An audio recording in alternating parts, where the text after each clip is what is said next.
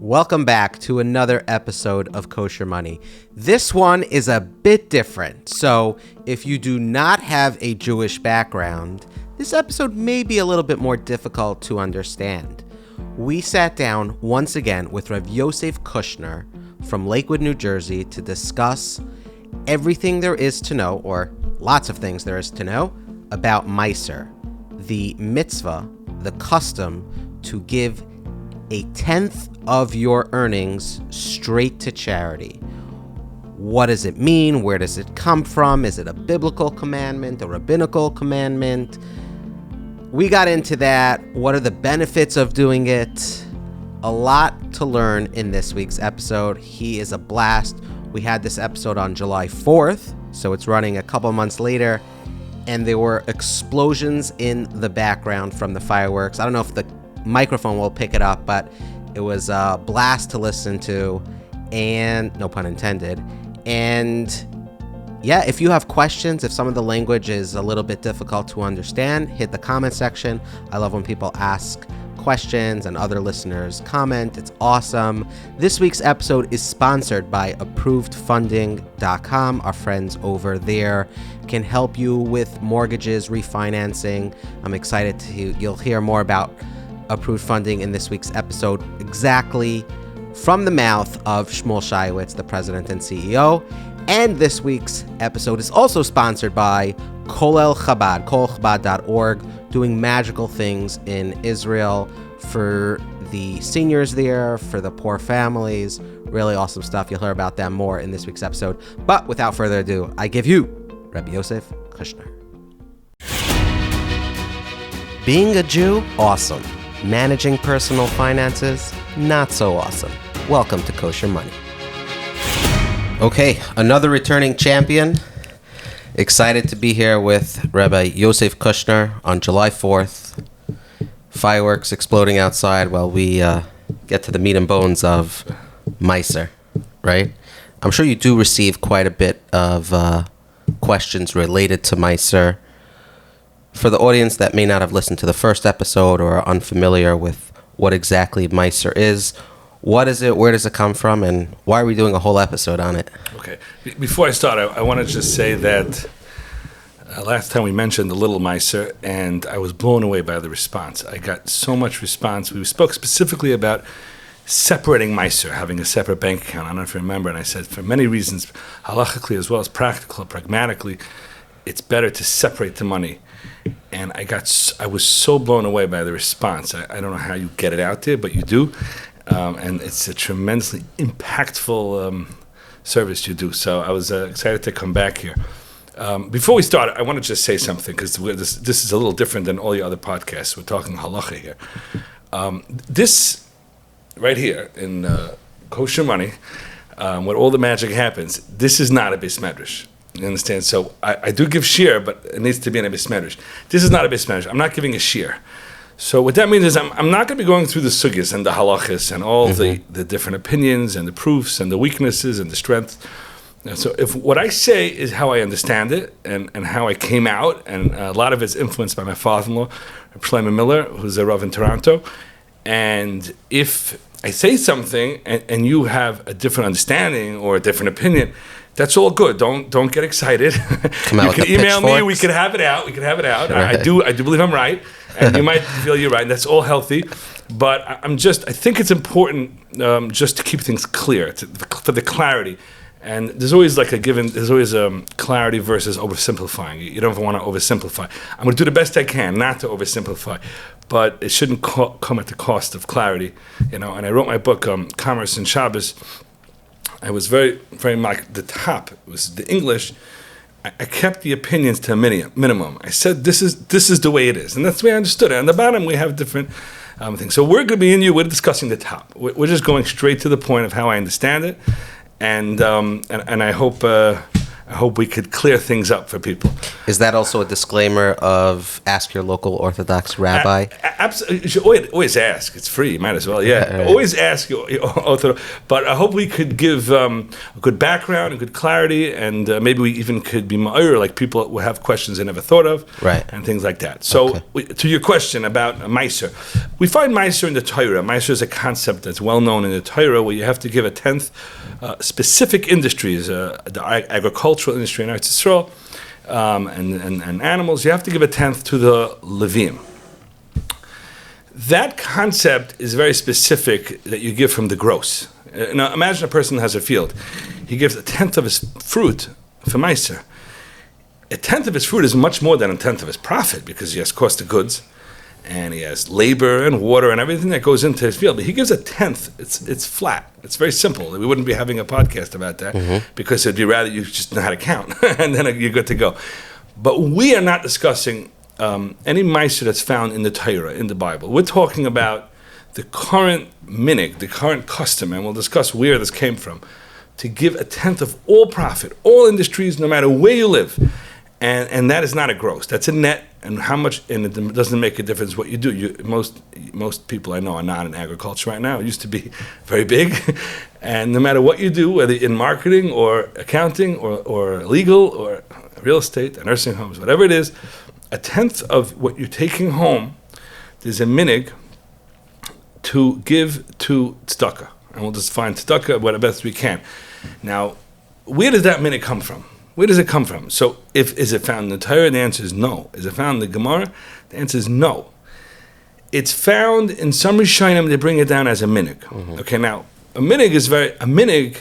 Me and you could have minhagim, but this is not personal minhagim. This is the minig, a minig of Klal Yisrael, and a person does not have a way to opt out. And it's very interesting when you look at the history of Maaser. You really are looking at the history of the Jewish people in Galus. One of the earliest authors who wrote about this is the Maram Rothenberg, and he was a great German Rishon, pioneered in codifying halacha. And some of the Rishonim, like Rashi, explains the local Gemara. But Gemara as a whole is massive. And how do you take all these different sugyas and codify it into halacha? So certain Rishonim did that. Famously, the Rambam and the Rosh. The Rosh's Rebbe was the Maram Rothenberg, extremely influential, impactful Rishon. And he wrote about this minig to give Maaser Ksafim. And you read about the Maram Rothenberg. There was terrible prosecution in Germany then. That was Rudolf, King Rudolf. He prosecuted the Yidden. The Maram Rothenberg died in captivity. He died very tragically and very heroically, because the Rosh, his Talmud, tried to bail him out, had the money, and he refused. He said it would set a bad precedent. If people would stop paying a lot of money, then there'd be a tremendous burden on Yidden, because they would capture other people. He died in captivity. His Talmud, the Rosh, had to leave also because of prosecution, and he went to Spain, the Rosh. And the Rosh in Spain writes that there's no such minig. When he came to Spain, there was no minig. And this is brought in the tzava of his son, Rabbi Yehuda.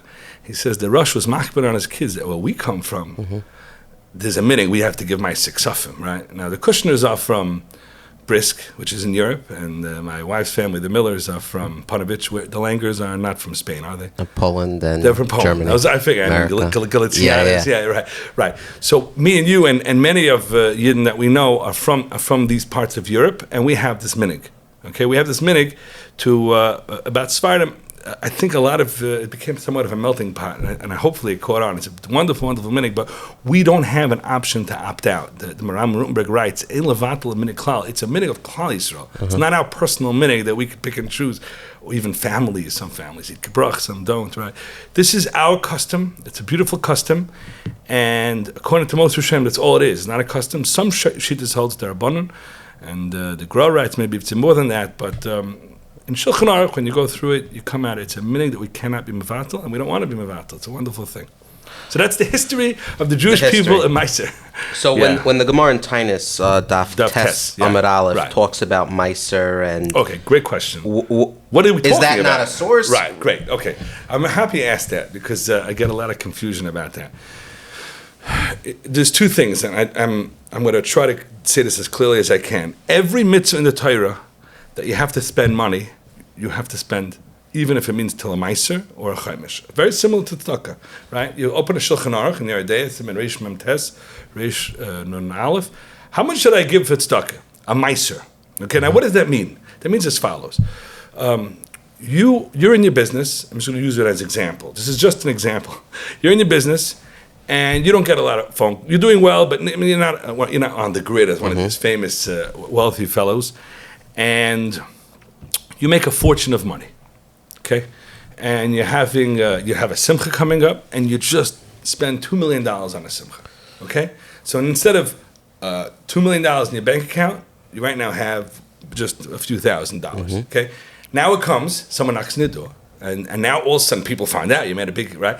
You have to give Maaser. You give Maaser, like all mitzvahs in the Torah, you give what you have. That money's gone. Let's say it comes Erev Sukkot now. You have to buy a esrig. You have $100 in the bank. Why do you have $100 in the bank? Because I already spent $2 million on my wedding. So how much do I give? How much do I have to spend to get a good esrig? A tenth, till a fifth of the money you have. It's on a cash flow basis. You understand? The money that was gone, I had a right to use it. There wasn't sukkahs yet. There was no poor people. But then there's a minig, and this minig it goes on an accrual. It's a debt. As soon as money comes in, you have an obligation. If you spend it, that's fine. You still have an obligation for all the money that came in. That you don't find. You understand? And that is the minig of Klal Yisrael to give Maaser. So a person's making money. You could spend the money. You have a ledger. You understand? Old-fashioned was a ledger. I tell people now, have a bank account. Understand? And that bank account is owed money. And if what you have and how you spend it, you have to look at what came in. Whatever comes in, a 10% has to be set aside. If you spent $2 million, if you made $2 million, you owe $200,000. Now, what happens if you blew it on a chasana or blew it on something? You still owe $200,000 to Maaser. You understand what I'm saying? Yeah. So that's the difference. The difference is all other mitzvahs in the Torah. You look in Siman Tafresh Nundal by Tashon Vav by Esroigim Chomesh, but we don't count what you made. We count what you have now. If you spent the money before Sukkot, but now Erev Sukkot you have to buy it. You look at the money in your bank account, spend up to a tenth, but it doesn't work like that by Maaser. You have a debt, and that's the meaning of Maaser. Since we recorded that episode last year, almost 12 months ago, I created a separate bank account called Maaser, and anytime money comes in, I take a tenth of that and put it towards this bank account, and then if someone asks for money or tzedakah is needed, I dish out from that particular account. So this Gemara in Tainus talks about testing the Rebbeinu Shalom, right? Where it says, I think it's Rabbi Yochanan, he says, with anything you cannot test. Yeah, right. That you could test me with this. But this you can actually test HaKadosh Baruch Hu. Right. What does that mean? Does that mean that it's a promise to someone who is giving a tenth of it? Because there are people listening that have a lump in their throat and they're nervous because they're just scraping by as it is, and now we're asking to take a tenth. That means every $1,000 that comes in, I'm taking $100 and giving it to charity. But here, Hashem is promising that, go ahead and test me. Right. So, like we mentioned last time, and if there's one thing we come out from this podcast, and I said this last time, and I was so happy that I got so much response, and I'm happy that you did that. The first thing you should do, and you said a lot of things in this last question of yours, but because you mentioned maybe a person can't afford it, and we'll get to that, but the first thing you need to do, no matter what your income is you need to have a bank account to deposit 10%. Okay, that's the first thing. The Tashbats, who was in Spain, it's very interesting. People bring this. There's a Tashbats. Tashbats is also from the Rishonim a little later. He was in Spain, and he discusses the halachas of Maaser. People say, "Oh, you see, there's a chi of Maaser Ksafim." And if you read it, he's talking about a person who made a neder to give Maaser, because in Spain there was no such minig. But one guy went and he said, "I'm giving Maaser Ksafim," and then he wrote to the Tashbats, "How does it work?" Because they weren't aware how it works. And it's a wonderful tshuva. I have it over here. Tashbats writes. And this is directly to your question. Yeah. He writes when you menada, when you say a vow that you're going to give tzedakah, so who do you give to? So he goes through the seder, ani ircha koidman, people who are near you, your relatives come before, and he says va'afilu in lebanim. A person doesn't have kids to give. V'hu tzarich lemezanosav. He needs the money lehisparnes mima'isi yadav. Who koidim l'chaladam? greatest thing. He says, you separate the money, and you are the first one in line if you need it. So that's the first answer. Everyone should give Maaser. And if you go first, then you go first. And then if you have relatives, then they go. And then if they have neighbors, then they go. And we're not going to go through the whole Seder because that gets complicated. But the point is that, and that's one of the among the many reasons why a person has to separate Maaser. If you don't do that, unless a person can't afford to give Maaser right now, and Mitzvah Shem, he'll do better and he will afford. And he doesn't separate his Maaser. So what is he doing? What's his relationship with Maaser? Zero. He's not giving Maaser. But if you have a Maaser account, you're always giving Maaser. You're giving Maaser. And you'll see, when you're giving Maaser, there'll be money to give away. You'll see. I've seen it, and people have spoken to me. I've seen it, and try to just, in business, you take a little risk. Try to push the envelope a little, and you'll see. It'll come. And I spoke this last time that, we look at it very, very conventionally, that the money comes into your main bank account, and that triggers that you give money to the Maaser account. And people who have Maaser accounts and people who are giving Maaser Keseder, they will tell you it's the exact opposite. When you take money out of your Maaser account and you give tzedakah, that triggers a whole new avalanche of money that comes into your main account, and it's a great chayzer gilgul, and it starts happening. But the first step is, whether you do have extra money or you're not sure if you have extra money, separate a Maaser account and give Maaser, and then you're first in line. You brought up a good point, which I think is worth reiterating, in that one should not wait until the end of the year to ledger out and figure out how much Maaser he owes on the previous year, because you could potentially be talking about tens of thousands of dollars, which might be difficult to collect in a single...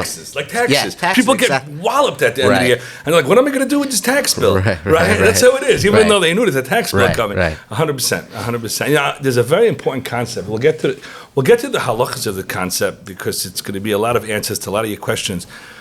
But there's a concept in halacha that the person can bring, and besides the halachic context, perspective of it, it's a beautiful perspective, and it's from the Chavos Yair. He's back and forth. He has a tshuva with David Oppenheim, who was the Av Bezdin of Nikolsburg in the 1700s, and he says it's one of the groundbreaking tshuvas for modern day businesses and how to cheshbon deductions for Maaser, and we'll discuss it. But he gives a general formula, and when people call me, if I have time, I always try to give them the formula, because first of all, they won't call me back. They have the formula.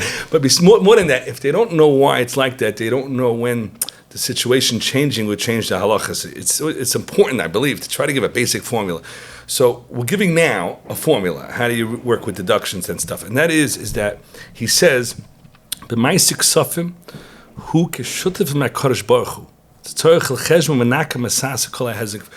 And he says like this: the way you look at it is, you are taking an investor into your business, and the Rebbeinu Shalom, Hashem himself, he has an investment in your company. Now, if you have an investor, he has to have a separate bank account, and it should be an official thing. You have an investor, the Rebbeinu Shalom is investing in your company. Now, when you do that, you think about how you sanctify, your company. I had a funny story this Erev Rosh Hashanah. Do they have a minig in your shul? They make hataras chayrim, and mitchayafte benideh mevakesh hatar malaschem mutalach. Okay, there's a minig in yeshivas. I think it's spread to shuls now. You know what I'm talking about? Yeah. 10 people and they say mutalach. Yeah. Not hataras nadar, hataras chayrim. Oh, in addition. I'm sorry? No, I don't think we have the hataras chayrim. Hataras nidui I'm talking about. Yeah, no, I don't think much. Anyways, there's a minig in yeshivas.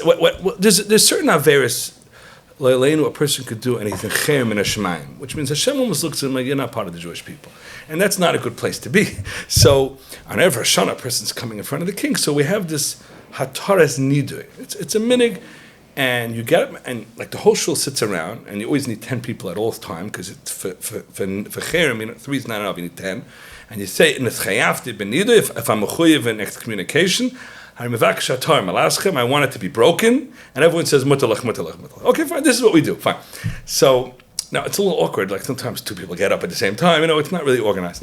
Anyway, so I was sitting there, and at one point I noticed 2 people got up at the same time, and usually one starts talking, the other guy stops. But 2 guys got the whole thing off at the same time. So I was watching this, and everyone said mutalach. Now, Really, in halacha, when two people say something at the same time, we say trei kar le mishta. You can't hear two things at once. If it would be like a real mitzvah, like shofar, I would say, excuse me, you got to do that again. But this is just a minute. You'd also have to say mutter Lchaim.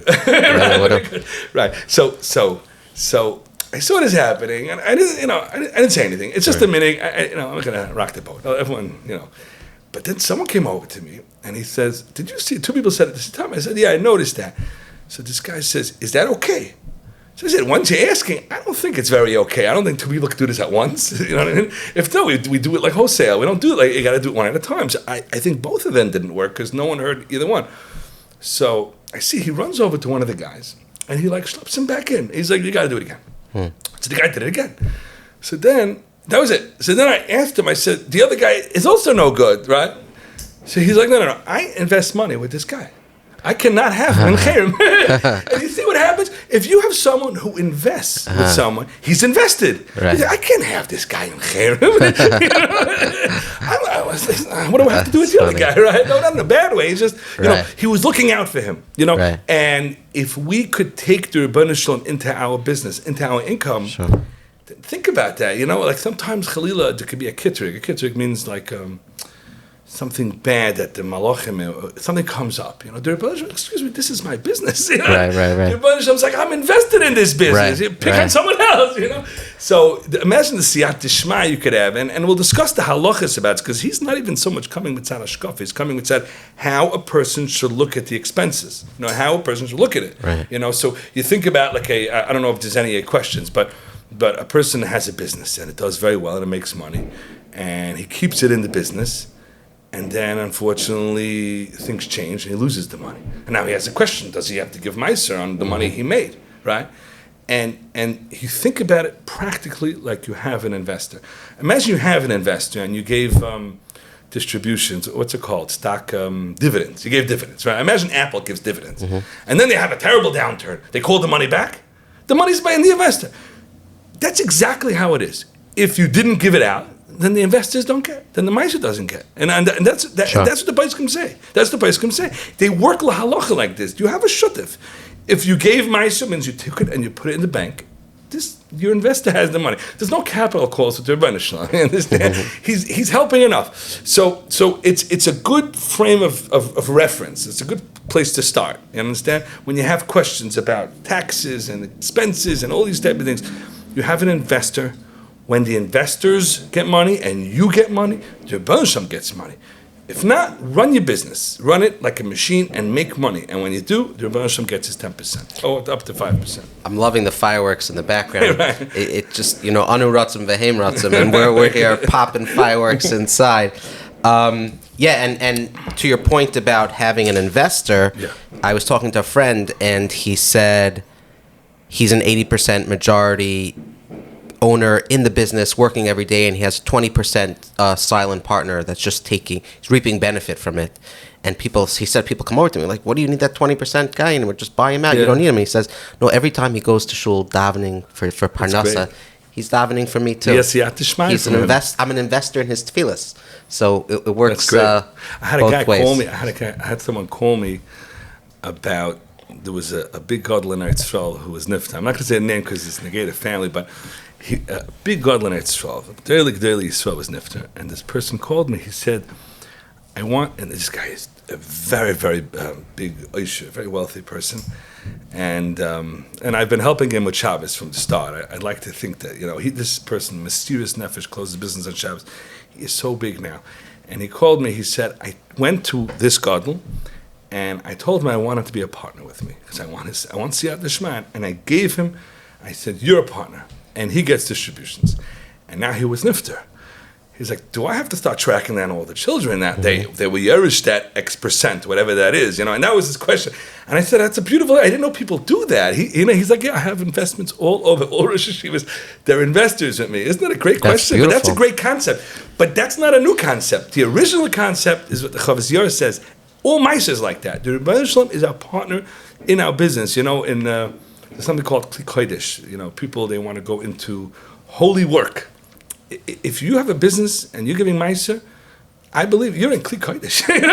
You work with the Rebbeinu Shalom. You have a better thing to do. You're working with the Rebbeinu Shalom. I love that. Starting a new company and having the ability to dole out percentage points to Avreichim in Eretz Yisrael. Right. You know, Beautiful. it's beautiful. And that's another thing why you should have a bank account. You can't have a partner without a bank account. Right. It's real. He gets and he gets and he Right. gets. And the Rebbe Shalom gets, you know? Right. Beautiful. Besides the practical, I don't mean to cut you off, I'm sorry. Go ahead. Practically, when money accrues in a bank account, it's so much easier to give money. The checks go faster. And also, I want people to see the bracha. And you're going to see it, the symmetry of the bracha. When you have a bank account, you're going to give, and it's never going to get empty. And you'll see it when you have a bank. If you don't have a bank account, you're not going to see it. This is besides the Rabbi Yosef, who famously writes that the halacha of Maaser Ksafim mimics the Maaser of the Torah. In the Torah, it's a mitzvah to be. You don't just give; it's a mitzvah to separate. And the Rabbanan, the minig is to mimic that. You understand? So you separate. And it's a mitzvah to separate, you understand? So there's a mitzvah to separate, and it makes it clear there's a shutfis, and it's easier to give, and you'll see the bracha. And you see the Rabbi Shalom has a chelik in my business. It's a beautiful thing, and I hate to say this, but I find a lot of times that people who don't separate it, they don't really give Maaser. And I want to tell you something. When I tell people, this is a very important point I want to say. When I tell people, if you're not separating, you're not really giving Maaser. They say, I give how much money, I'm giving Maaser. They don't have a cheshbon. But you should know like this. Imagine you have a company and you're giving nice donations. Let's say it's not even a Jewish company, a Gentile company. They make donations here, but they have no obligation to do it. That's not what Maaser is. Maaser is not giving a tenth of your money. Maaser is accepting the obligation to give it. It's more than that. Mm-hmm. So don't tell me, I give. You need to obligate yourself to give. You don't have a partner if you can't man. You know what man means. It can't be mechayev. It can obligate you to pay. A partnership means that the partner comes and says, we're doing distributions, give me my money. Mm-hmm. That's what a partnership is. You want to give Maaser, you say you give Maaser, that means you are accepting an obligation to give 10%. When you accept it, and like I said, give 10% into that account. And if you're scared that you won't make it, fine, you'll line up first, but accept that obligation. 10% goes to the account. Don't say, I give Maaser. And I hope you do give it. It's a beautiful thing to give tzedakah. But when we talk about Maaser Ksafim, we talk about it as a obligation that you accept upon yourself, that I am shutfin with the Rebbeinu Shalom, and he gets 10%, and he knows it. And then he'll stick out. He says, I'm getting my 10%. I have heard stories where people, same with budgeting and spending, people say, I know how much I'm spending. They do a calculation and they're really overspending. And I've heard the same when it comes to Maaser, where people have said, oh, I give Maaser, and then they go ahead and do a calculation and they're really underspending. Right. Yeah. You really have to think it out. Right. But you spoke about potentially where Maaser goes, and you're the first to line up. Assuming someone doesn't need to take back that Maaser, right? Where should someone give it? Right. We talk about the needy of their own city. We talk about a cousin who may be in dire straits and needs the money. We speak about passions that are tzedakahs that are close to their heart overseas. Should someone strategically be thinking about it, or no? 10%. Whoever comes first, I'll give it to, and I'm not without a cheshbon. So there's rules, there's klalim about this. Your family definitely goes first, and there's you see different. There's chnasas kala, right now, and there's tzarchei Shabbos, and there's so many beautiful things, and all them have their skulos. Skulos means there's a certain treasure that you get by giving that, and it's ma'ir rachim, and a person should really, like in business, a person should be diverse, But I do want to show you, because I mentioned that Rabbi Yehuda, the son of the Rush, when they moved to Spain, so he wrote out a whole tzavah from his father, that his father told him that we give Maaser. And I noticed, my accountant sent me this. He said, this is actually, people don't know about this. This tzavah is on display in the museum in Britain. And it's one of the main mekayos, in my opinion, from the Rishayim, that you have to give Maaser. But I love it that Rabbi Kushner's accountant is sending him Meyer Mekayos. He's like, I think you want to see this. I'm like, oh, this is the greatest thing. Yeah. But something I noticed when I was looking through it, he writes like this. He writes about how his father told him to give Maaser, and he says, Lemikan, he says what? The Makor is basically Lemikan lemafrishe shemafrishin chelik echod me'asara la'amelim b'Torah. Amelim b'Torah. This is how he describes it. He describes Maaser. You give a tenth to people that are toiling in Torah. So again, everybody has their things that are close to them, and they should follow that because it adds meaning to their business, and that's an important thing. I want that they should feel that their business is sanctified. Unapologetically, I am from the school of thought, and I've heard this from many wealthy people who've heard this, when they spoke to Reb Shach about this, is that a person should really make a dogesh on Loimdei Torah and Marbitei Torah. Marbitei Torah, people who teach Torah. This is that golden chain of generation to generation to generation of learning Torah to the point that you can teach the next generation. You look at the Jewish people like a human body, and every part's needed, but the heartbeat of the Jewish people is the Torah, and the people who teach Torah. And if you could have a chelik in that, and like I said, it should be spread out, somewhat diverse, and there's halachas about relatives, but a person who could have a chelik in Harbat Torah, that's just, in my opinion, that is the crown jewel. And every community, the crown jewel of the community is the shul, is the koil, and and if it's a local koil, and you could go to the Rish koil and say, if there's especially a man and he needs money for Yom Tif or for he's making a chas, and I want to help with that. I'm saying personally, again, everyone, I'm just saying personally because I'm personally here. I like to give money that makes a difference. And when I say that, I mean not the people, not the people who invest a lot of marketing and I like to find the people that are not. They're just who you're giving it to, and you say, how do I find them? Keep your eyes open, and they'll find you, and you'll find them. And these special people, you'll come across special people, and you should keep your eyes open to them. And Marbitei Torah, Amelim b'Torah, and if you could help them, I mean that's the lashon of the Rosh. You give it to Amelim. If you could help them, you have a chelik in Harbat Torah. And halavai, it would be great if everybody could teach Torah, but not everyone could teach Torah. But you should connect to it somehow. And if you could give to Koilim and yeshivas and Yungalayit and people say, I want to invest in chesed, I'm in a bezdin, if I would tell you how when there's conflict, and sometimes unfortunately there's conflict, monetary conflict with families, we call the Rabbanim a lot of times because they are already knowledgeable of what's going on. The Rabbanim are the greatest tzaddikim. That's what I believe. That the chesed Rabbanim do, the amount they give for people, the Rosh Hashivas, the Rebbeim, the Menalim, the chesed that these people do, they are literally living for other people. If you can help these people grow, it's hard. If you're going to be a Rav and if you're going to be a Marbitz Torah, it's hard to be involved in business and also to be involved in that. Some of these people need help. A lot of them, Baruch Hashem, are set up month to month. When it comes Pesach and Sukkot and Chasanas and things, you can help them. You should get involved and help them. And these are special things and koilim and Eretz Yisrael. But again, I like when I feel like it's going to someone who's making a difference. When I'm saying people who don't have access a lot of times to do it. They don't have a marketing team. Right. Oh, interesting. We'll be right back to this week's episode. But first, if someone asked you, what's the most shoplifted item in Israel, what would you say? Food? What type of food? Get this, it's infant formula. It's the most shoplifted item in Israel. And there's a reason for that. A lot of families desperately need it.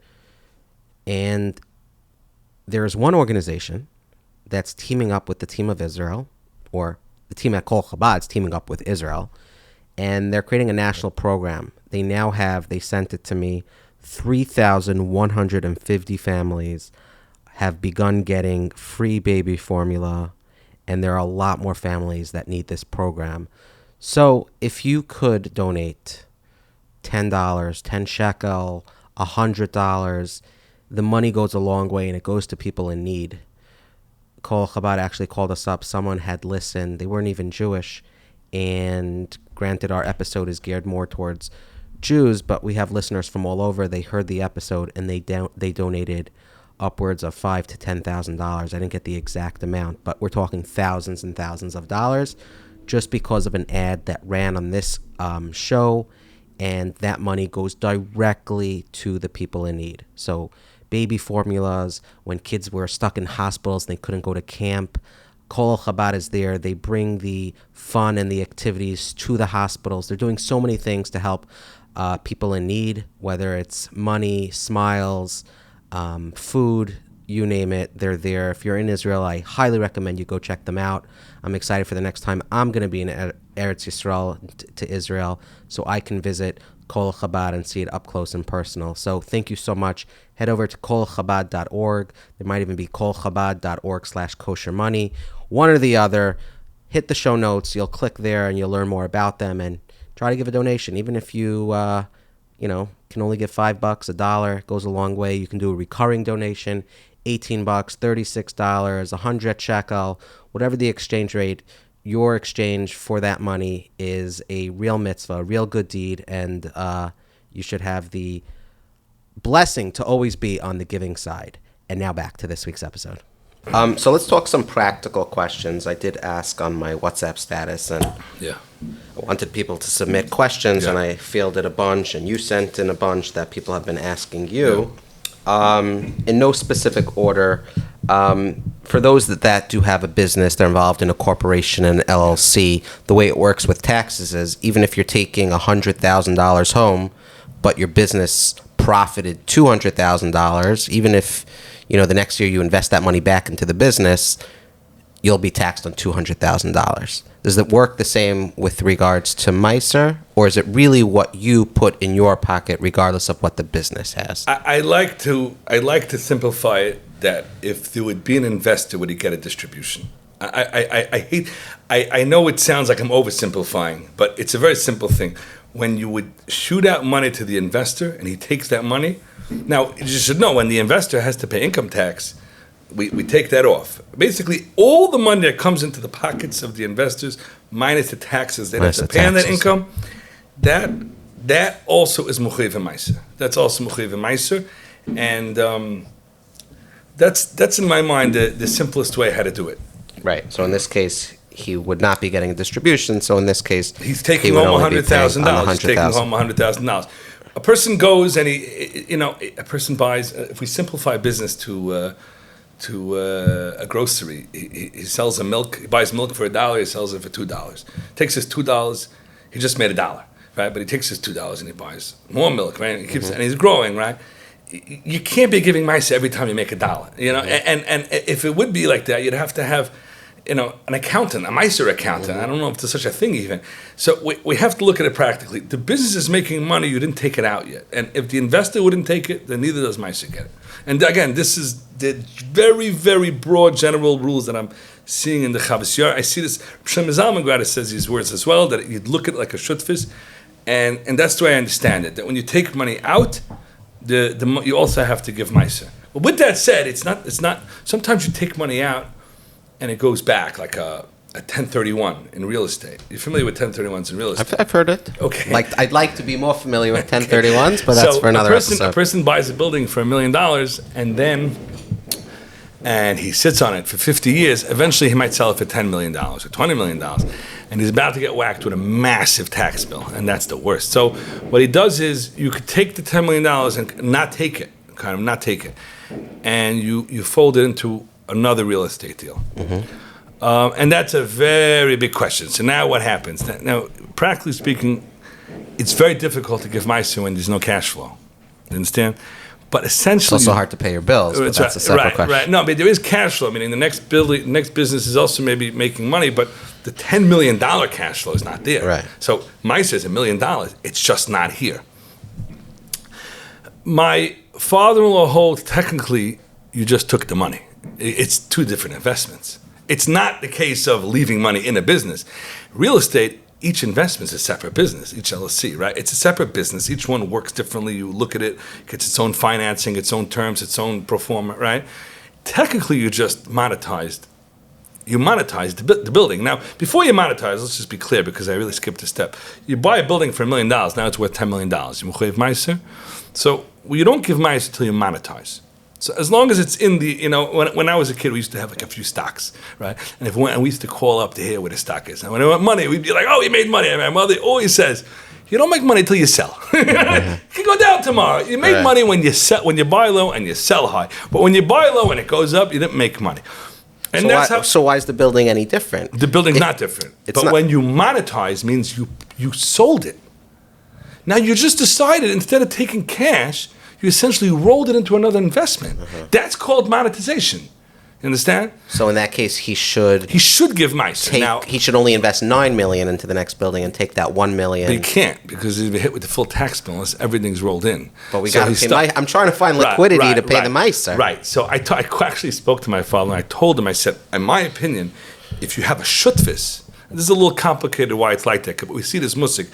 When you have a shutfis, which means you have partnership, real partnerships, not Maaser partnerships, people partnerships. The money of the shutfis is not considered to be yours. So if you take the money of the shutfis and roll it all together, sometimes they do that, they roll all together into 1031, then you never actually took it out. You understand? But let's say we do a distribution. You take your money, he takes his money, and my chelik, I'm rolling in. Really, you should give Maaser. Now, let's say you can't. What do?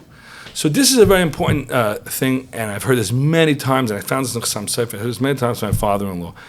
Because it's only a minig, it's way more flexible. It's how I'm makabel. How am I makabel? So if a person is doing 1031s and he can't, he should say in front of 3 people ahead, I'm makabel to give Maaser, but the 1031s, I'm giving it on the end. I can't. If I can't, I can't. You understand? And there's a certain flexibility we have. I'll give you an example. The Chassam Sofer says, could Maaser go for mitzvahs? In other words, there's people that are not so frum, they're becoming religious, they're not poor, and I want to go and buy them tefillin. Could I take it from Maaser? It's a good question. I didn't even thought of it. The question. I would say, of course, yes. You could. You're using it for. Traditionally, Maaser is tzedakah. Tzedakah is for poor people. So Chassam Sofer says a wonderful thing. He says, when you're talking about the mitzvah tzedakah, let's say matanas laniyim and things like that, matanas avyonim, you can't buy tefillin, right? When we talk about Maaser, it's a minig that you're makabel. A person has a right to say, that's how I was makabel. You're not only mavatal the minig, but you could shape it and you could direct it. And that's what he says. So a person says, I'm makabel to give Maaser, but this is very meaningful for me. I want to buy tefillin for people that are not yet from it, tzitzis, whatever it is, you could do that. So we see a certain flexibility. So even though we were giving a whole background sheer about a person has to give Maaser, it's a minig, but the academic angle of the sugya really plays out la halacha, which means that a person has a certain flexibility. So this is something I heard about the 1031 as well, that some people, it's not like, I can't. Right. I just can't. So if you can't, then you can't. So then you should say, my Kabbalah of giving Maaser. Now, my father-in-law is saying is really the basic klolim. It really, I'll give you another example. You're familiar with the whole syndicating, real estate syndication. So you have one guy is taking money from investors, and he's putting the deal together. He takes a point. A point means he takes 1%. He takes 1%. He can put in his pocket. But lately, people are fetching that he's taking so much money up front, putting in his pocket. So he says, "Okay, I'm going to put it in the deal." So he takes 1% and it goes into the deal. Is he mechuyev Maaser on that? The answer is, of course, he's mechuyev Maaser. He took 1%. What do he do? He basically brokered the deal. Brokers are doing it. Brokers are getting in on the action. And they're saying, I didn't monetize. You did monetize because your percent in the building came from really you have right to money. And you rolled it in for whatever reason into the deal because you think it's a great deal. Essentially, you monetized your brokership. Wouldn't it matter, though, if practically he's able to access that money in real time? Meaning that money had to go into the deal. He doesn't have access to that. It didn't have to go into the deal. That's what I'm trying to say. These syndicators did not have to go. They just put it into the deal. It didn't have to go into the deal. But you're right. If their syndication fee is only allocated as a real estate thing, then essentially they have to monetize that. In terms of someone who is wealthy and has the ability to give more than a tenth, is there something such as too much tzedakah? And if so, how much should be the limit for someone who could afford it? This, you have now touched on a great controversy. The Gemara says, "Be'usha hiskinu al yavaz v'z yosim mechaimish." A person should not give more than a fifth. Shema yitzrich lebrius, which means if he gives more than a fifth, he's going to come on to need help from other people. He's going to give away too much money. Not if he has $100 million. So That's what you're saying. So you're writing amendments now to the Talmud. Oh, sorry. But the Gemara doesn't say that. Right. So first of all, I want to just point out that the mitzvah tzedakah, which is brought in the Gemara so many times as such a chashuv thing, the Gemara was so careful how a person should never come on to other people. And when we daven, it's a very important thing because people don't realize how the Torah has that capitalistic outlook that people should be self-sufficient. People shouldn't have to come on to the other. It's important for a person's kavod abrius, that personal dignity. You should never have to come on to people. We're very, very careful about that. And even when it comes to doing a mitzvah like tzedakah, a person shouldn't give to the point where he might have to come on to other people. Now, let's discuss your question. Your question is, can you give more than a fifth? Mm-hmm. The Gemara says, if you give more than a fifth, you have to come on to other people. So you're saying he's not coming on to other people. Could he give more than a fifth? So this is a very famous opinion of the Lchaim, and he says a Oisher Gadol can give more than a fifth. Someone who's very wealthy can give more than a fifth. I would like to think many people are approaching the Rav in this position and saying, please, I'd like to give more tzedakah. I hope so. I hope this is... Rabbi Moshe Feinstein and Egris Moshe, Yerdea, Chelik Aleph, Simkuf Mem Gimel, he famously writes, the Gemara says it's an Isser, and it's an Isser. And he says, you can't give more than a fifth unless specific things. We're talking about Pekuach Nefesh, Pidyon Shvuyin, redeeming someone who's in jail, which also is a type of saving someone's life. He says the Gemara is mashma. It's an Isser. It's not an Eitzer Toiva. Torah is not giving you advice. I want to just say, this is, I'm throwing this out as a question. General question. Anyone who could ever answer this question, I'm waiting. The Gemara says an exception. You're allowed to give more than a fifth.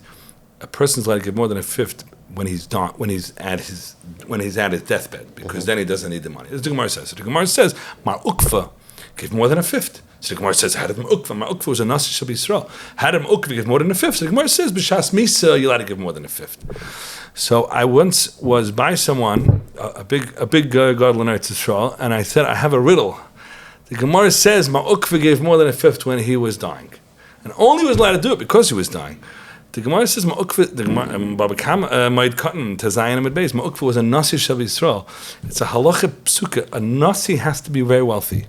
A Nasi Shal Yisrael, we don't have Nisiim now, but a Nasi Shal Yisrael has to be very wealthy because he doesn't have to come on to anybody and bribes. He doesn't need from anybody. That's the Gemara, that's the halacha. A Nasi has to be very wealthy. I said, you have him a Furish Gemara. Ma'ukva was a bit wealthy because he was a Nasi. Mm-hmm. He wasn't allowed to give more than a fifth. Besides, when he was dying, so that's for halach and like the Chavetz Chaim. Right? But this is a controversy, and I told this person, and I believe there's a truth to what I'm about to say, and that is that you have someone who's very wealthy or not very wealthy.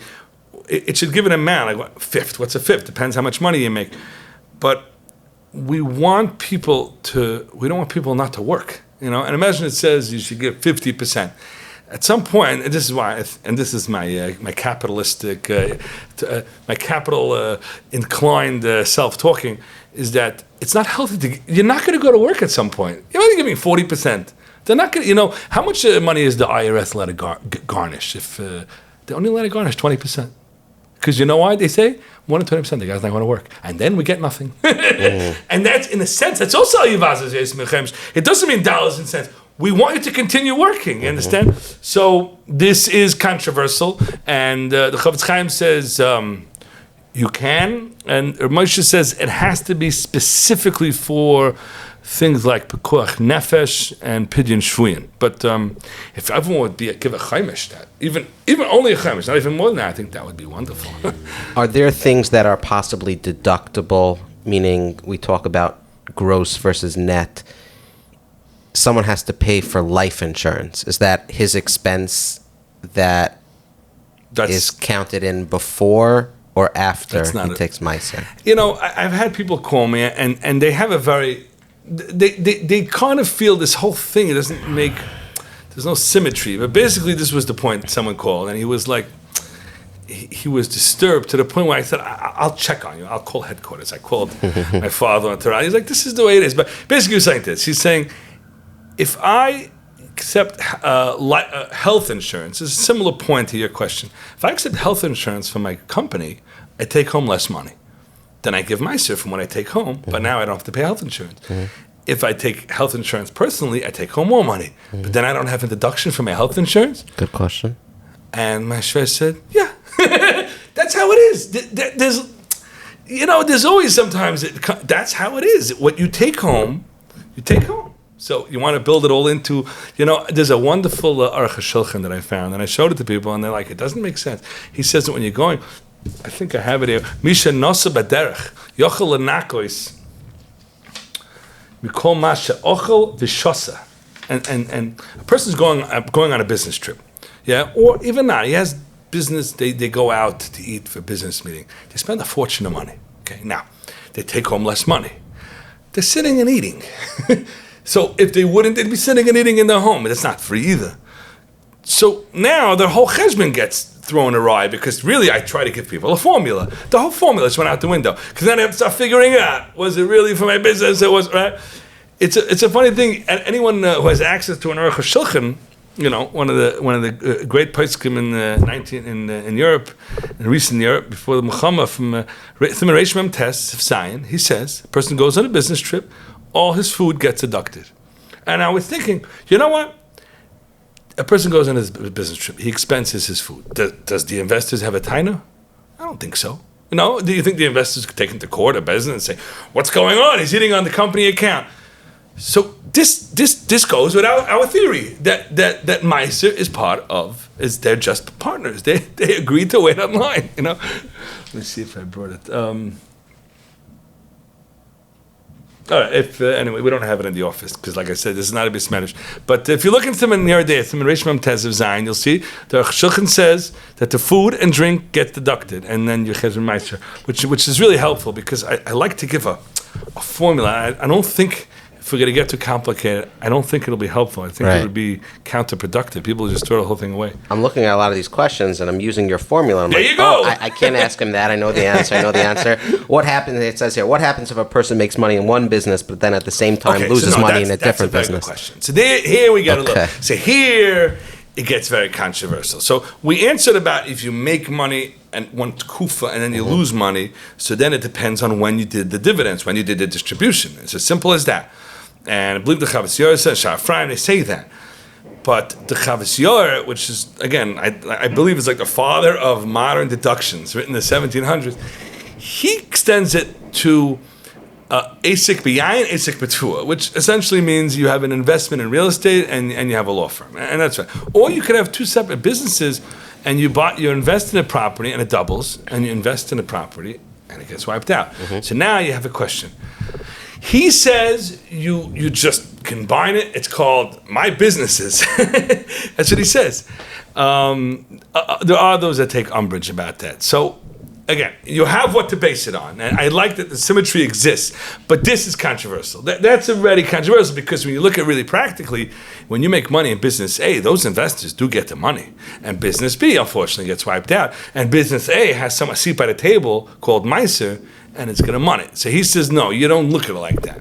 So that's a good question. We'll be right back to this week's episode, but first, a word from our friends at Approved Funding, and this word is coming to you live, or quasi-live, in the studio with Shmuel Shaiwitz, in the flesh and blood. If you're watching on YouTube, you now get to see who he is.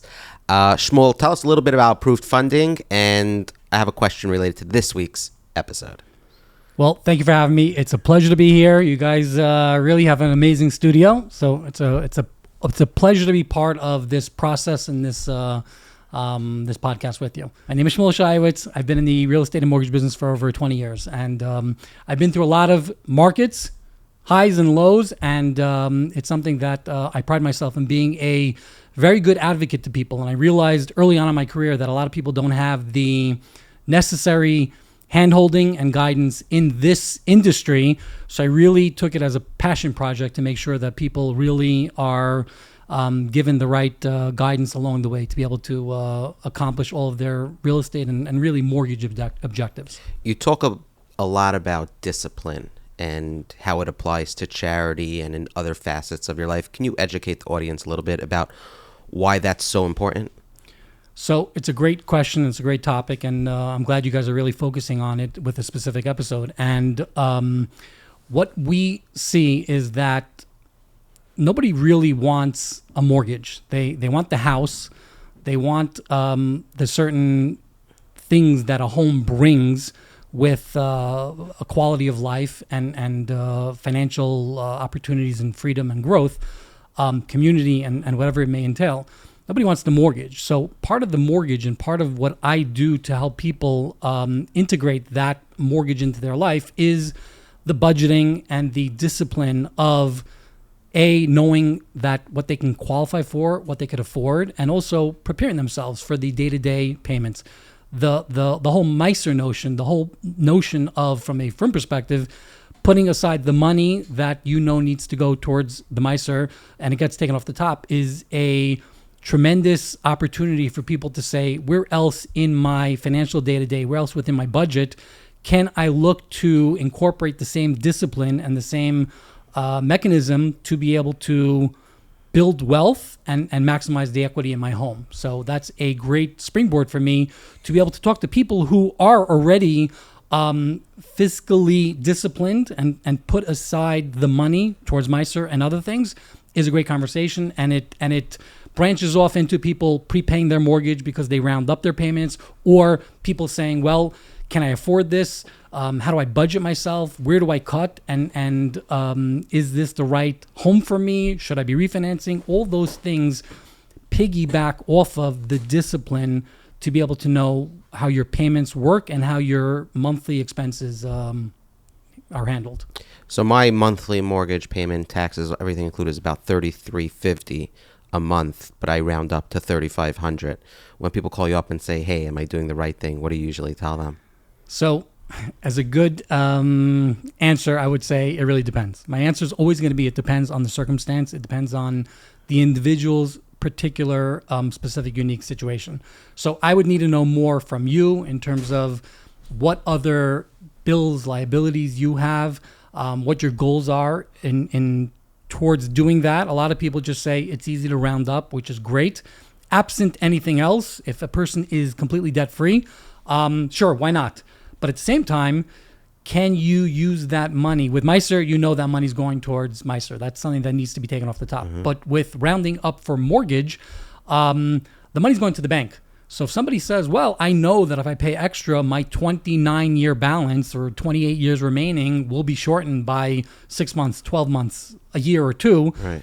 I say to them, well, is $150 a month worth more to you today over the next 20 years versus giving it to the bank and paying off your mortgage sooner by 2, 3, 4 years? And more often than not, a lot of people will say, well, never thought of it like that.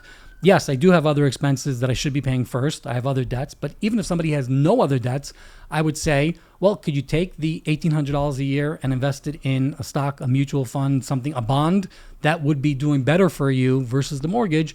And that's where the conversation goes. And often the answer of I should just round up my mortgage is not as one-dimensional as people think. To learn more about Shmuel and approved funding, visit approvedfunding.com/mortgages. You're going to hear from Shmuel in future episodes. And now back to this week's episode. So what happens if a person makes money, later loses his money, he's yet to give Maaser, does his obligation get wiped out? He didn't take it out of the business.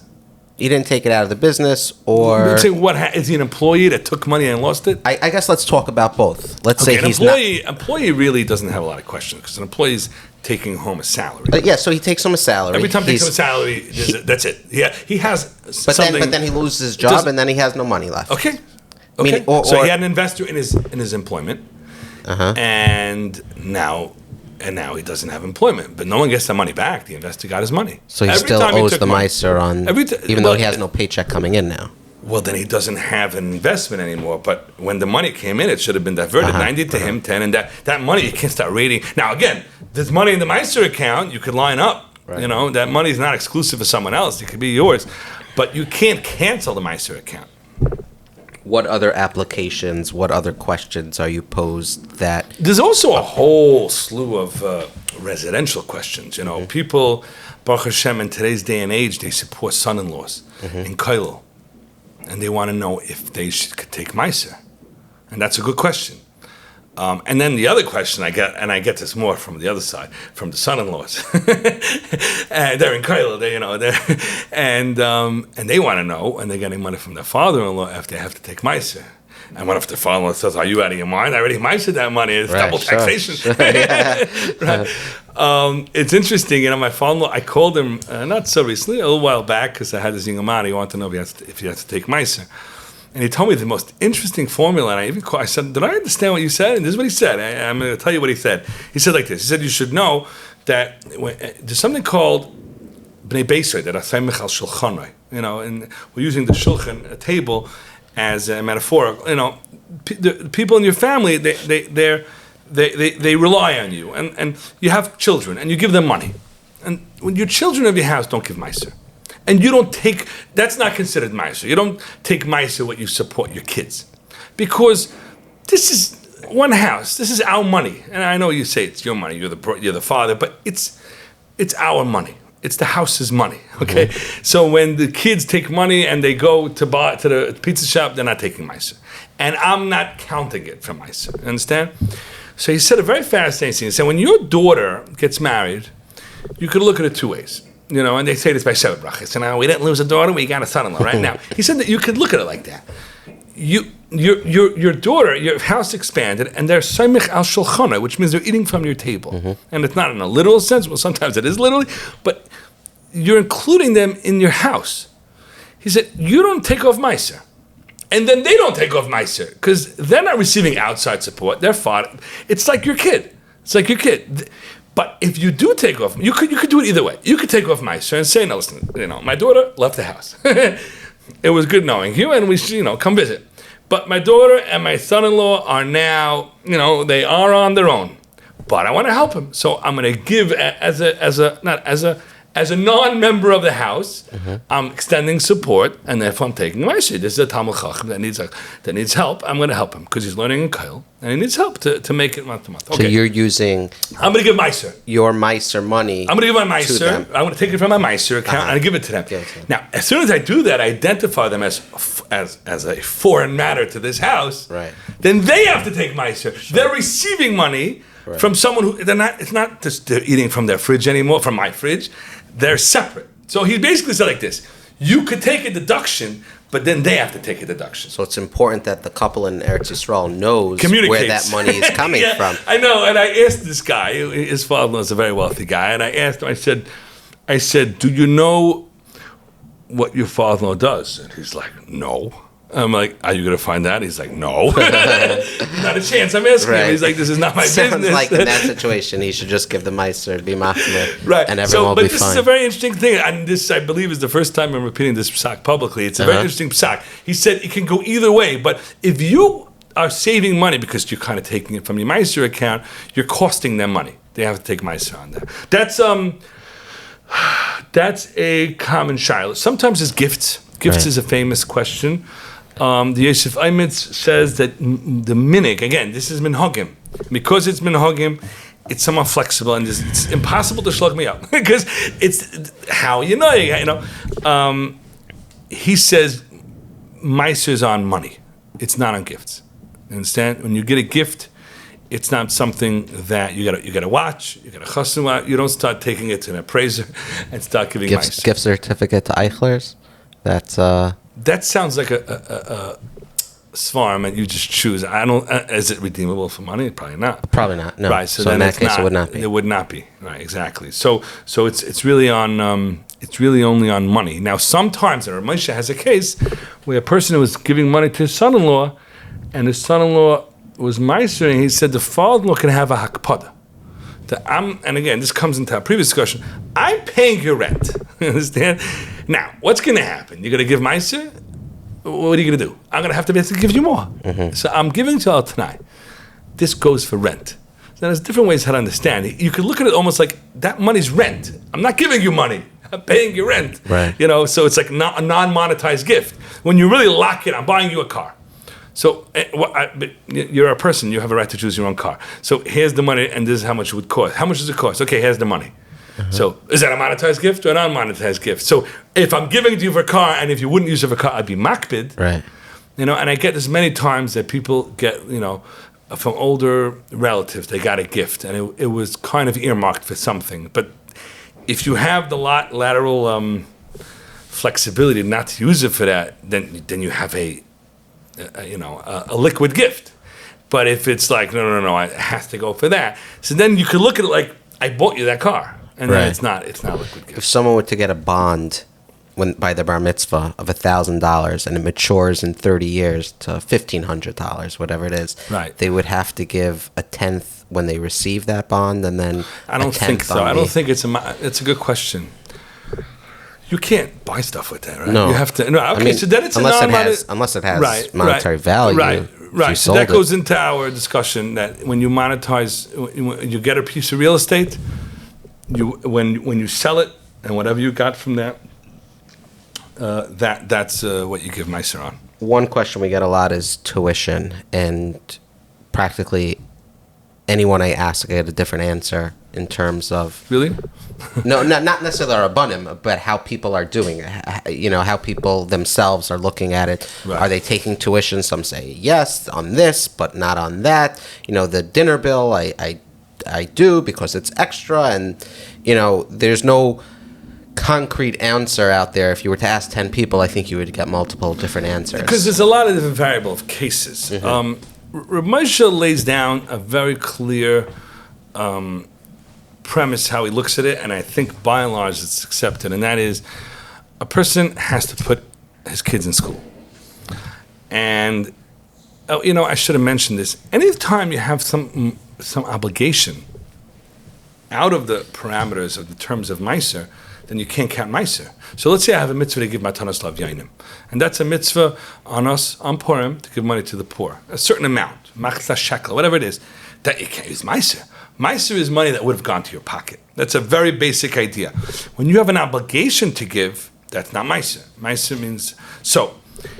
I have to school my kids. So what are your options? You can't send to public school because we as frum Yidden have to have it, we're not going to do it, and we're not allowed to do it. Public schools are not from people. It's not an environment. So you can't get free schooling. So what are you going to do? You're working. What are you doing? So the answer is you have to hire people. You have to hire people to teach your kids. Now, whatever you're obligated to do, when I say you have to, I mean, al pi Torah, you have to, and we're mechayev that. So what you're obligated to do, you can't count for Maaser. That's very simple. So now, what could we count for Maaser? So the answer is, well, anything above what I'm obligated to do. They call me to give help with the dinner, and they call me for the building fund. If they obligate me on the building fund, I'm stuck with that too. I have to. It's all part of my kid's obligation. My obligation to educate my kid. It's basically rolled into the tuition. It's just a new line item. It's the same thing, right? I recommend people should try to get as cheap as tuition as they can, not to save money, but everything above what they're obligated to do, you can count for Maaser. So some of these out of town places that I'm familiar with have like really, really high tuition, and then they let you reduce it, and they do that for people who could afford it. They'll just pay. It's like kind of the hotels have these rack rates. You're familiar with this? It's hotels like they're not allowed to. It's like price gouging, right? Mm-hmm. So you know what they do, right? So hotels want to be able to charge $3,000 when the Super Bowl's in town, but they're not allowed to do it. So they say, okay, all rooms are $3,000, right? Mm-hmm. And then they let you negotiate down. But when they could and when they could get $3,000, they go up to their rack rate. I kind of feel like sometimes the yeshivas do that. They really inflate it. Mm-hmm. I'm not talking about any specific community, but I've seen this where the tuition is $25,000, $30,000, which is really, really high. And between me and you, very likely more than the cost of my kid, right? So now when I pay it, I can't count Maaser. So what I recommend you do is say, how much does my kid cost? They're never going to give you that answer. They wouldn't. No, I've tried. You've tried, right? They're never going to give you the answer. So what I would recommend you do is say, listen to me. Whatever you're asking, I'm going to try to pay. But I'm obligating myself $8,000, $10,000. That's how my kid's going to cost you. Right. I'm obligating, and I'm going to try, bli neder, if I can, to pay $25,000. But my obligation is $10,000. Now the school is going to say, well, how can we trust you? And the answer is, if you can't trust me, you can't trust me, and I'm supposed to trust you. You can trust me, right? This should be, they always say there should be trust. Well, there should be trust, right? Also, you should just know, you could tell the school, if I can't pay, I'm not going to pay anyways. I can tell you 25 grand. If I can't pay, I'm not going to pay, right? So what are you going to do? Throw me in jail? I'm going to try. So what you should try to do is get it as low as possible to what your kid cost. Now, if you could do that, everything above that is Maaser. So then, that's what I recommend. So that's why there's so many different answers. Ultimately, the school says, listen, you want to get into our school, you're obligated. We're not giving off. You're obligated, and you have to say, I'm accepting this obligation. Sign. I'm obligated $25,000. Now you want to know, can I count some of it to Maaser? It's a very hard question because you're obligated, but it's really not fair because basically I'm obligating myself to give kind of tzedakah. I'm helping the school, and I can't deduct it, So someone asked about pre-giving of Maaser, and I thought it was a simple answer, but based on some of the things you said, maybe it's not. This idea that I'm going to receive $100 on Friday. Today's Sunday. Mm-hmm. I'm going to give $10 now in advance of receiving that money. Of course. So basically, what we're doing is we're fronting money to the investors. Of course. But the obligation only comes when I'm monetizing it. So, and it's a minhag, of course, so it's a little bit out of play. But like the chiyuv or this obligation is not really in play. So what happens is Maaser owes you money. Basically, you lend money to Maaser. It's an entity. So Maaser owes me money. Now, when I make money, then we release the loan. That's basically how you look at it. So if someone was to accidentally pay $1,000 more 1 year, you could definitely lend money to Maaser. Definitely lend money. My father always used to say from Lchaim, if you could borrow money and you could lend money in business, you could do it for Maaser. You could borrow money for Maaser. I mean, obviously you have a way to pay back and like that, but you could lend money for Maaser. What about aliyahs in shul and pledges? Very good question. Community memberships, Sukkot or Pesach. And the shuls are very aware that the Americans are there with money to spend, and they hang up big signs, and the signs say that many people sign on to this, that all aliyahs could be used for Maaser.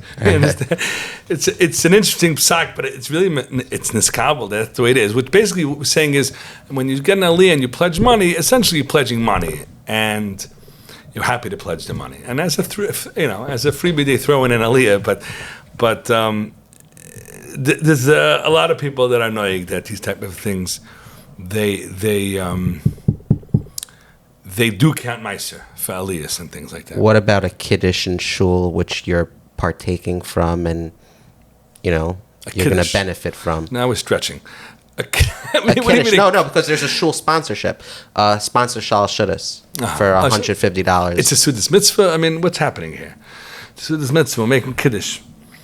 And is there enough? I'm saying the money's going to where? The money's going to the kiddush. The money's going to the shul. Shul's making money. No, the shul's You're paying for the herring and the bourbon. Correct. That the shul. See, this is a good example. I would hope your Maaser goes to better places. Right. What are you doing? You're paying for herring and bourbon? Right. I would think I would like for it to go, the Rush doesn't speak about this. The Rush speaks about giving to Amelia Torah, people toiling in Torah. He doesn't speak bourbon? about kiddush. No, not bourbon, no kidding. So listen, if this is the closest you're going to get to Yiddishkeit as a kiddush, then I understand. Right. Again, everyone can feel their values. But no, I wouldn't do that. Right. So that was, we've been recording now for an hour. Oh, wow. That was pretty much all the questions I fielded about Maaser. Did we miss anything before we veer off into barbershops and haircuts and... Barbershops. Kosher lamps and other halachic questions that people have written in. I want to say something. It's very important. This is not Maaser, but this is tzedakah related. This comes up a lot, and this is a public service announcement. The Torah tells us that when you usually with monetary affairs, until you give someone a thing, it's not his, it's yours. It's a transaction. You can make the kinyan mashiach or whatever it is. If I say I'm going to give you and I change my mind, it's still my money. When it comes to tzedakah, bepichu tzedakah, which means if I say I'm going to give that person, someone calls me, could you donate money? And I say yes. That's it. That money is his money, if it's tzedakah. Now, this leads to many, many, many issues, because sometimes you say you're going to give someone, and then you can't find his number, and then you can't track him down. It doesn't come, Or it could be as easy as you put money towards a mashulach, and he doesn't see it, and he left the shul, and now you're holding his money. And these shilos come up again and again and again, where people are menadiv to give money, they can't find the envelope. They just don't do it. They forget, unfortunately. And the other guy doesn't want to be a nudnik, or he forgets too. He doesn't follow up. And you promised money you don't give. And it could be as simple as going by an aliyah and you make a mishabeach and you say you give money because you're in a shul somewhere and you don't give it. You just reminded me I actually have to give $100 See, donation. That's what I'm saying. This is a public service announcement. Yeah. So, my Rabbi say, a person, I heard this from my father also many times, and recently, I don't remember, my daughter had a question about this. I said, to call Zadie. He's very into these type of questions. And right away, my father-in-law said, right now, you line up 3 people, and you say, from this day and on, when I say I'm giving money, it's not done until they get it. You understand? You could kind of default out of that pichu tzedakah. There's that default, but it's a default. When you say you're giving money, it's his. I'm saying like this. When I say I'm giving money, I plan on giving money. It's not your money until you get it. And you make like a little of a buffer because it happens all the time. And I remember, whatever, I'm not going to go through all the stories this happened, but it happened to me. It happened to many other people. They called me and they can't find out who it was. And I say, okay, I can't help you, but moving forward, disclaim that because we live in too much of a complicated world. And back in the day, you just knew who was coming, and unfortunately, he's the nitzrich of the shtat. We live in such an interconnected world that people just come and go, and then that's it. So that's a public service announcement. If you get an opportunity, you should make a disclaimer. When I say I'm going to give money, and when I say I plan on giving money, or I pledge to give money, it's bli neder. It's not considered to be an ownership of the receiving Maaser or nitzrich, meaning the person who needs it or the institution. It's not theirs until they get it. Okay, it's just I plan on doing it. You mentioned last time the car sharing rental app Turo, and you said, I think verbatim, this was happening right under my nose, and I didn't know about it. There is this new buy now, pay later phenomenon, which is a frum, like what? I do wonder. I'm just letting you know this is a thing, so that if there are any halachic applications to it, there definitely is. If it's owned by Yidden, but I don't know if it's owned by Yidden because it's going to be basically ribbis. I don't want you to come back in 2025 and say, but this is really, PayPal and all that. This is their big thing. They're like putting it in now. They're layering it into the main payments. Correct. Yeah. Like, don't think about the money.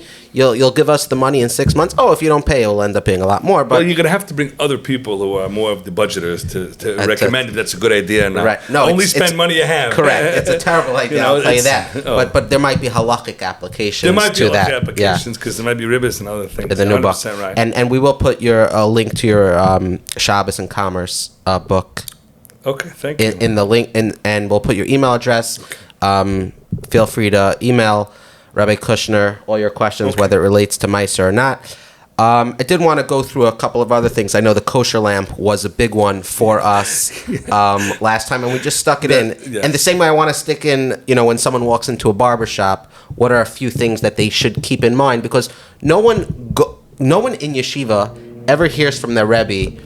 That's so funny you bring this up.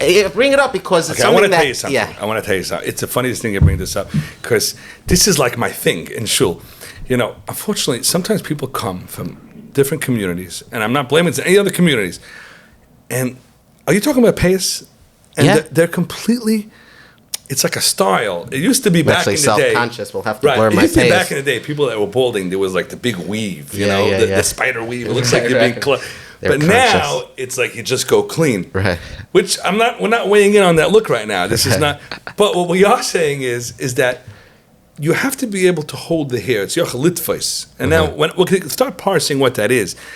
But there are people that walk in. It is shiny clean. Their head, the side of their head. Ma'ariv Rabbi say that's an issa deraisa, and I'll tell you what bothers me. I'm gonna this is. It really bothers me. It bothers me that they do that. But it bothers me that they're doing a deraisa, and they walk in and out of shul and no one says anything.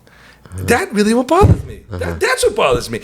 The guy comes in and out of shul, no one says anything. I think to myself, it's a little of a chil Hashem. Someone should say something, and sometimes the guy could get an aliyah even. I once asked Shul, I asked her, I said, "You're comfortable giving the guy an aliyah?" He didn't know. It's fine.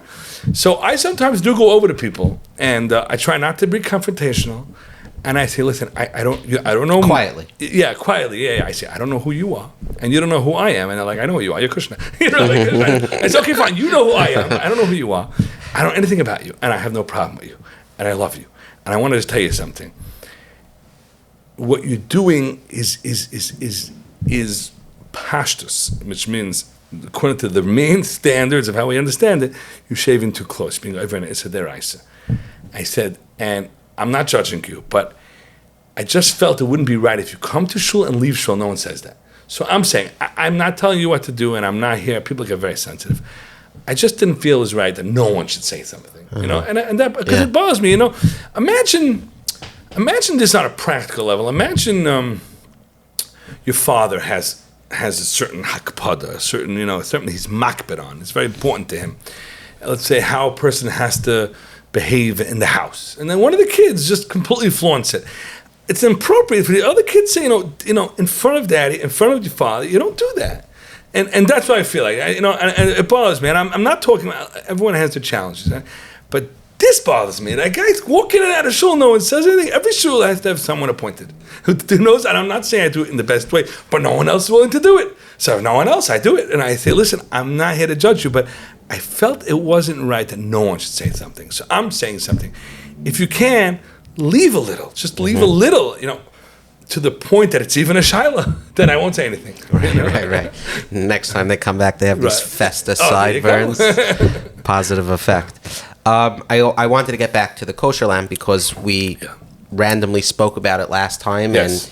And people appreciated hearing. What did you say? And okay, first of all, I don't know why you asked me about the kosher lamp. The same way I don't know why I asked you about the barbershop. I know it's called Kosher Money, and I was speaking about commerce and Shabbos, and halachas of commerce, and somehow the word kosher got adapted into the kosher lamp. Yeah. And at the time, I said that kosher lamp is fine, but you can't move in the lamp. Right. And I had no idea that this is a highly emotional issue brewing under, and in many people's houses, it's very important to them that they move the kosher lamp. And I had no idea this was brewing.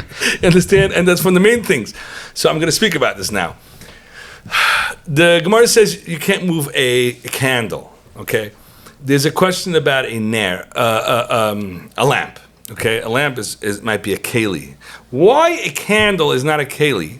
A keli, a klishim lach l'isser, you let him move a tzarech davar mutter. So, if you have, I'm just going to give an exact clear thing. If you have scissors are used for isser, for kilkel, for cutting.